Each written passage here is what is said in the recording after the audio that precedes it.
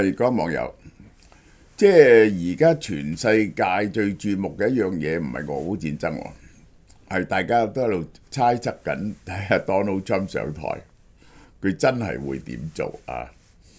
咁呢個就係有幾樣好緊要嘅 issue，其中一個就係俄烏戰爭，佢繼續支唔支持烏克蘭；一個就係台海嘅問題，喺經濟學上、經濟上最重要嘅。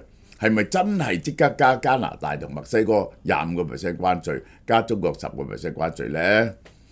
咁我哋睇下佢最新一節訪問，我哋再睇下佢講乜，而我意圖就係攞到佢嘅真正嘅 intention 啊，等大家可以了解，作出一啲準備。嗱，我呢本書出版咯，新書出版嚇，咁就呢個係航空寄俾你嘅，12月5號之前寄出，呢個平郵752蚊。2月開始寄出，我保證你好睇嘅呢本書，有親筆簽名嘅呢個人嚇。Donald Trump 日前接受全國廣播公司專訪，講到好多關鍵問題。嗱，我將最重要嗰啲嘢剔咗出嚟講嘅，其實係透露原來第一次我哋知道佢同習近平傾咗電話。嗱，呢個第一件事我要講。呢個電話咧，佢其實佢同呢一個尹錫悅又傾咗12分鐘。同石破茂又傾咗，咁佢呢次唔知佢傾咗幾耐，咁我諗呢一個就我諗係邊個習近平話打電話祝賀佢選到總統啦，呢個就係當問及會唔會喺台海衝突保護台灣，佢堅決話我唔會講，因為佢要談判。佢話佢冇同習近平講入台灣問題。我哋一直喺度有溝通。嗱，我要話俾你聽，唔講及台灣問題呢，即係話呢個電話呢唔會好長，因為呢個係問候式嘅電話，就唔係一個國事電話。佢一定牽涉到兩樣嘢，一定講咗，就係芬太尼嘅問題，一定係提到芬太尼嘅問題同埋關稅嘅問題。呢兩個呢係 pressing issue， 好似持續性緊張嘅嘢呢，就唔使講噶啦。呢個咧台海問題係一樣無解嘅嘢，只不過令到局勢咧唔會升級嘅。咁呢個芬太尼問題咧就好明顯，呢個習近平咧就會應承佢再禁絕多啲芬太尼，甚至短期內，我覺得又唔好咁近啦。有啲芬太尼嘅毒販係會被判死刑嘅，我相信會判幾個死刑俾你睇下。咁就關稅嘅問題呢，咁就呢個Donald Trump 一定唔會應承佢唔加喎，就講芬太尼問題，然後呢就講中國非法移民去美國問題。咁呢個累積呢個問題呢，係將近有呢個7-8萬人，過去幾年7-8萬人，10萬8萬人，10萬8萬人，中國一定係應承接翻嗰啲人。快啲 verify 啲人嘅身份，只要美國揾到佢哋唔係呢一個攞唔到政治庇護呢，就中國應承接翻。嗱，呢兩點我係肯定，呢個就係佢同習近平講嘅嘢。Donald Trump 講佢積極推動結束俄烏戰爭。嗱，呢個佢講到北約嗰陣時嘅，佢係講要北約俾多啲錢啦。佢會減少對烏克蘭嘅軍事援助，睇下減到幾多嘅問題啊！咁但係咧，你知道咧，你係拎住呢個蘿蔔同埋大棒，係同烏克蘭同俄羅斯叫佢哋談判啊嘛。咁如果俄羅斯提出唔合理嘅要求係點咧？咁你咧就要用大棒打俄羅斯喎。你仲有冇大棒咧？你冇大棒打俄羅斯咧，其實咧，你唯一能夠做嘅嘢咧，就係增加對烏克蘭嘅軍事援助等烏克蘭，咁於是咧俄羅斯咧就被迫講和啦。呢個係唯一佢嘅 leverage。佢喺社交媒體度呼籲立即停火，希望中國可以幫助促成和平。呢個就係好啦，跟住咧就講關稅問題。杜魯多飛咗，帶埋成村人飛咗落去海湖莊園見佢。墨西哥女總統薛恩包姆就同佢傾過電話。佢話如果非法移民同毒品問題持續，將會對呢兩個國家徵收25% 關稅。好啦，而家係剩翻40日，咁你估呢一個係個芬太尼問題同非法移民，係唔係可以解決呢？咁嗱，我應該咁講啦。如果係保持現狀嘅，咁當然佢就Day 1就會俾25% 關稅，保持現狀。如果禁絕咗嘅，佢就會唔會俾徵級關稅。但係現實永遠喺呢兩樣嘢中間喎。佢改善咗一部分，譬如話墨西哥已經好努力喺度捉緊啲非法移民啦。佢話過去幾個禮拜已經捉咗35萬人啦。咁而芬太尼咧亦都掃蕩咗一啲，加拿大亦都會掃蕩一啲芬太尼，亦都喺邊境加多啲巡邏。咁你會唔會加25% 關稅？呢個裁決權喺 Donald Trump 嗰度。嗱，你首先要知道 Donald Trump 點樣睇呢個關稅問題。佢話美國喺度補貼呢啲國家，如果你要補貼佢哋，不如佢哋成為美國一個州。佢又講呢樣嘢，其實講出嚟呢個係好傷感情嘅嘢嚟嘅。你講開玩笑就得嘅啫，原來你想併吞加拿大係咪咁咧？呢個係佢講佢補貼幾多呢個國家咧？加拿大每年美國係對佢嘅貿易赤字係1000億美金，佢就話美國津貼緊你1000億美金。墨西哥仲大鑊，3000億美金。你敢唔敢吞併墨西哥咧？你唔敢吞併墨西哥嘛？你一吞併墨西哥，啲墨西哥人咪全美國走咯？你知墨西哥有億人，有好多毒販啊嘛，係咪？所以恐嚇吞併只係限於加拿大，唔可以遊入墨西哥。呢個係好啦，嗱，呢個就係佢關稅嘅立場。佢就係話佢每年加拿大我要津貼你1000億，你不如變咗我哋啲州就好啦，就係咁。佢提對 TikTok 立場點樣改變？因為 TikTok 係對佢有利嘅。佢喺年輕選民支持率上升咗35%，因為佢喺 TikTok 度有1500萬粉絲。呢個就係佢嘅立場。佢覺得 TikTok 對佢競選有利咧，TikTok 就可以留。佢就唔介意咧，而家又唔介意咧，即係兩樣嘢。一個就係 TikTok 咧，就係喺報導事件嗰陣時嘅不公平，對美國立場嘅反對。譬如係話俄羅斯會打勝仗啦。台灣係中國一部分啦，呢啲佢唔介意喎。TikTok 宣揚呢啲精神佢唔介意。第二就係 TikTok， 佢當時 ban TikTok 話 TikTok 會盜竊美國公民嘅私隱，佢而家又唔介意喎。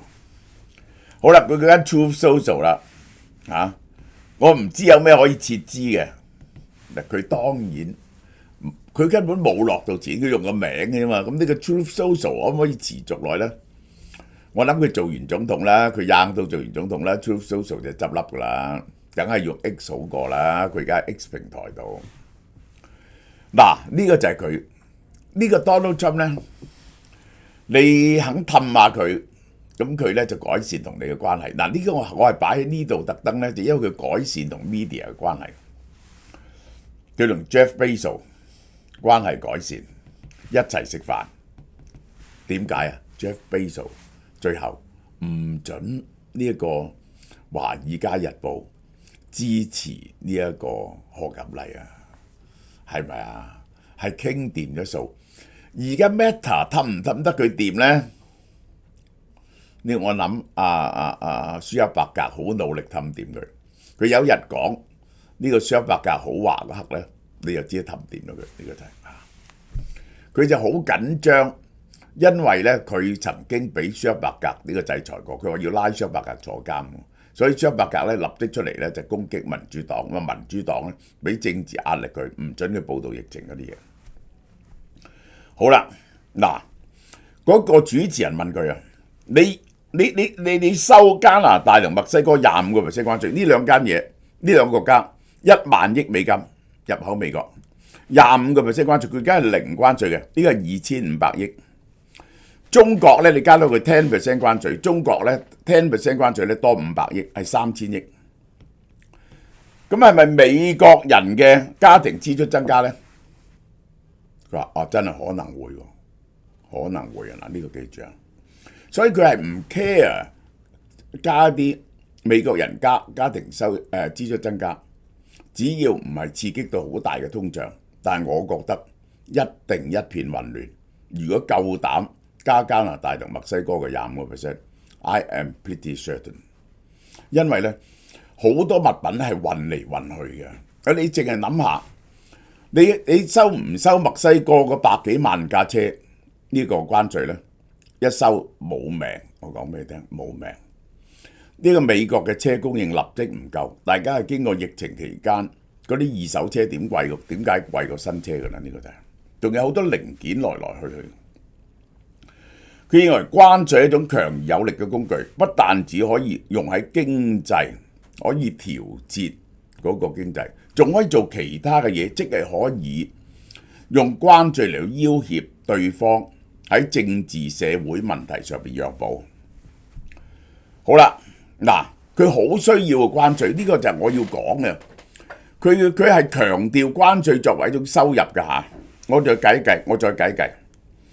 而家我講呢條數咧係3000億美金，3000億美金。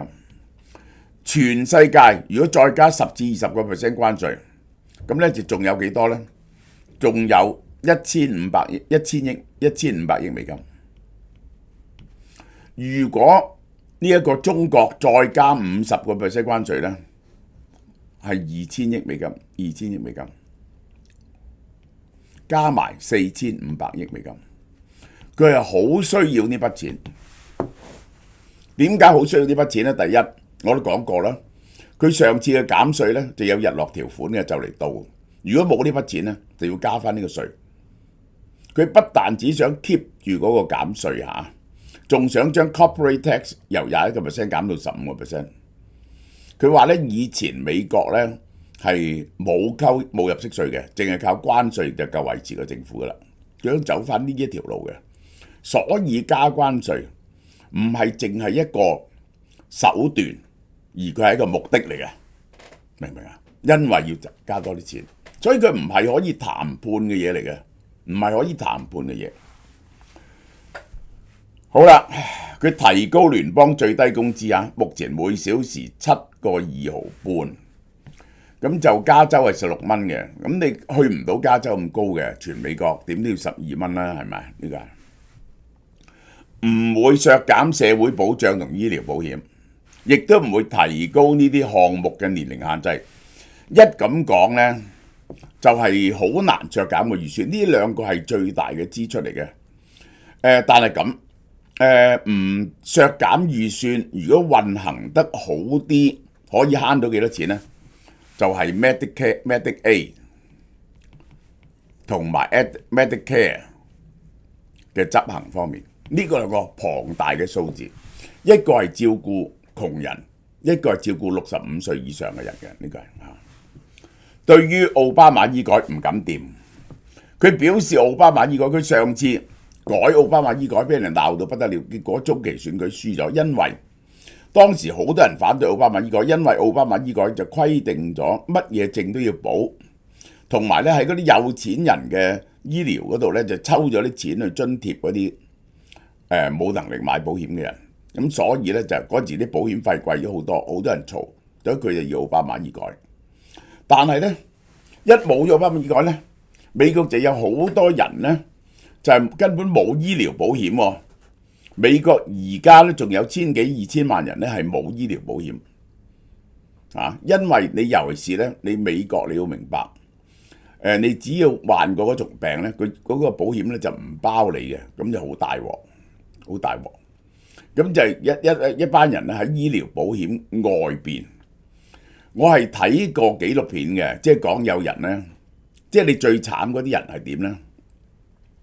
最慘嗰啲人咧係中年人啊，個健康走入波，一生 cancer 咁樣咧，哦你大鑊，你 unemployed，主要你係靠 employment produce 呢個 medical insurance。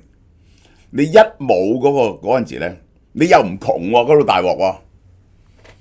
你有銀行存款，有保險啊，有啲咁嘅嘢喎嚇。你就要使晒你啲錢先至可以申請，要將啲存款使落某一點先至可以申請到呢個 Medicaid。於是係搞到破產嘅，啲人唔敢去睇醫生啊，有啲人唔敢睇醫生。佢唔會換鮑維爾啊，咁就係佢可唔可以炒鮑維爾呢？佢話佢可以，鮑維爾話唔可以啊。佢話如果我係即係唔係命令佢走呢，佢又可以留喺度。佢又覺得佢可以命令佢走，呢個就係嗱。就職大規模驅逐非法移民計劃，首先從有犯罪記錄嘅人開始。嗱，呢個就改弱咗嘅咯喎，唔係所有非法移民都趕走，佢而家變咗趕走中國人啦。佢嗰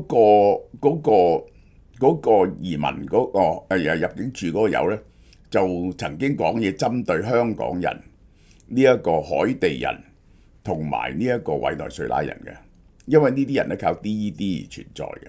呢個香港人唔係好多，香港人1萬幾千人到咧，我估計。但係我識得幾個朋友，呢個咧我擔心嘅。而家咧就話集中先講有犯罪記錄嘅人，1100萬人入邊有幾多人有犯罪記錄咧？新嚟嘅200-300萬人咧，佢話有幾十萬人咧係有犯罪記錄嘅。咁你驅逐幾多人咧？其實美國政府一路都有驅逐，驅逐人數嘅限制係受限制於乜嘢咧？因為唔夠人手去驅逐，唔夠人手去驅逐。咁你如果要大規模驅逐，嗱，你從來都係有人被驅逐噶啦。嗰個 range 唔同啊，10幾萬至20萬咁啦一年啊。奧巴馬嗰時驅逐得最多喎，反而係多過 Donald Trump。奧巴馬驅逐得最多，拜登梗係少啊。咁而家咧，如果你要驅逐多啲，你多到幾多，你先覺得佢真係執行咗佢嘅競選承諾咧？咁如果冇70-80萬人咧，你就交唔到數。但係剛啱舊金山同紐約再 reinstate 有幾個 state， 佢哋係 sanctuary， 即係咧佢哋保護州，係保護區。保護區咧即係話佢哋啲其實保護區就咁嘅，保護區咧就係咁，佢唔會佢嘅公務員唔會幫你去揾呢啲人出嚟。你去登記教育啊，要讀書啊，呢一個 social benefit 啊，或者呢一個車牌啊，唔會考慮啊，唔會考慮你係咪非法移民。佢表示將來採取嘅行動咧，佢要取消 birthright， 呢個係做唔到嘅，即係喺美國本土出生嘅兒童係有公民權利，呢個係寫咗憲法修正案度，要改憲法做唔到。做唔到，根本做唔到。你要參眾兩院2/3通過，而且呢一個係美國咁多個州嘅2/3州議會通過，然後先至可以修改憲法。咁呢個根本做唔到，因為你除咗紅州，仲有好多藍州噶嘛，咁你係通過唔到嘅。呢個唔係咁容易通過嘅，呢個唔係咁容易通過。而且呢個都唔係個 urgent 嘅問題啊！你只要唔俾大肚婆入口就得噶啦嘛，入境就得噶啦嘛。旅遊嗰時你睇到佢要 stay， 佢唔係大肚婆就得噶啦嘛。呢個就係咁就唔會有生育旅行噶啦嘛。呢個就係佢願意同民主黨合作，為追夢者尋求解決方法。同年被帶入美國嘅非法移民，呢個係指而喺美國係居住咗一輪，佢已經適應咗美國生活，你趕佢翻去原本嗰個地方咧就好殘忍嘅。咁呢個咧就係佢都唔敢強硬講呢樣嘢，因為太過殘忍啦。即係譬如喺呢個喺海地嚟咁啊，1歲就嚟咗，咁去到10歲8歲咁，你係咪趕佢翻去海地咧？呢個佢已經完全適應美國嘅生活，即係咧係試過咁嘅嘢嘅，就係有個韓國人嘅，佢將嗰個人喺美國大，佢將佢驅逐翻去韓國，搞到好大鑊。呢個係好啦，嗱呢個第一日就特赦1月6號嘅國會騷亂嘅被告，1000幾萬人啊，呢度係1200幾萬人，就係坐緊監嘅，我諗有300幾人啊，但係有一啲咧就即係得幾個判得好重嘅，最重嗰個判22年，就因為佢策劃嗰度暴動係運武器去，嗰啲係嗰啲白人至上主義分子。咁現場嗰啲咧就唔同嘅，有啲幾個月啦，有啲係坐完咗啦，有啲咧就係3幾年啦咁樣樣。咁而家咧佢會，但係唔係佢都有個 criminal record， 佢會完全赦免晒佢，完全赦免晒佢。好啦，佢話眾議院1月6號調查委員會調查呢件事嗰啲人係政治暴徒同小人，佢哋應該坐監，但係佢唔會去調查呢啲人，佢唔想學佢哋咁，佢哋政治迫害。嗱，呢個我係覺得 Donald Trump 呢樣嘢係啱嘅，我係讚揚 Donald Trump。唔可以反翻轉頭嚟到調查嗰啲人，明唔明啊？呢個佢呢次嘅就職團結以團結做主題，唔係好似2017年咁講美國浩劫。佢以對待 MAGA 支持者嘅方式對待冇投票俾佢嘅美國人，嗱，呢個係一定要咁做。民主，我會講民主嘅真諦，其實就在於妥協，唔係用一個善惡倫理嘅態度嚟到睇唔同嘅政見。嗱，但係一定要咁做。佢認同2025計劃好多內容，新政府有人參加2025計劃。嗱，呢個就牽涉到咧，我再 stay 一次俾大家聽。因為民主咧不停轉換個政府，咁你唔能夠一轉換嗰個即係選舉政府嘅高層，就去換晒成個政府。如果係咁呢，呢個係以前有啲地方試過，成個政府換晒咧，根本唔知點樣操作。所以咧，我哋有個公務員團體，個公務員團體咧，即係上邊嗰個 tip of the iceberg， 下邊個公務員團體去到某一點，個公務員團體咧。呢個係考公務員招募翻嚟嘅呢班人，喺美國嚟講呢班人咧有百幾萬人嚇，即係公務員團體有百幾萬人，上面政治任命嘅咧1000、2000人嘅啫。呢班人係又有民主黨又有共和黨，佢哋係唔理，佢應該係政治中立嘅，上邊俾乜嘢命令佢哋，佢哋就執行乜嘢命令。你唔可以意圖去換呢一班人。換成你嗰邊嘅人，如果係咁呢，人哋當選呢，就換翻就係佢嗰邊嘅人，成個國家就永無寧日。呢個好嘛？咁喺呢度呢，我有幾點要讚 Donald Trump，但係我依然非常擔心佢依然係堅持個關稅。呢40日，我相信會好多人意圖撳住佢，真係唔可以收加拿大同埋墨西哥25%關稅嘅，抽中國10% 冇所謂。嗰個係會令到世界經濟大亂嘅，令到美國嘅經濟大亂嘅，好嘛？大家訂咗我哋啲糕未？我啲糕當然係最好食啦，而且買兩底咧就送3支淘大豉油啊，包括蒸魚豉油同埋呢個頭號生抽啊，或者呢個擺落去洗衣機嘅除菌劑嚇，3盒啫，333蚊啫，送一個大煮手打呢個蝦子麵，好嘛？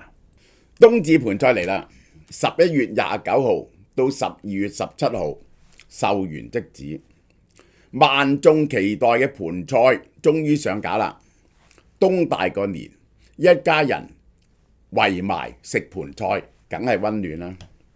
今次俏貓貓推出2款盤菜，有6個人同12個人。我哋嘅盤菜係非常出名。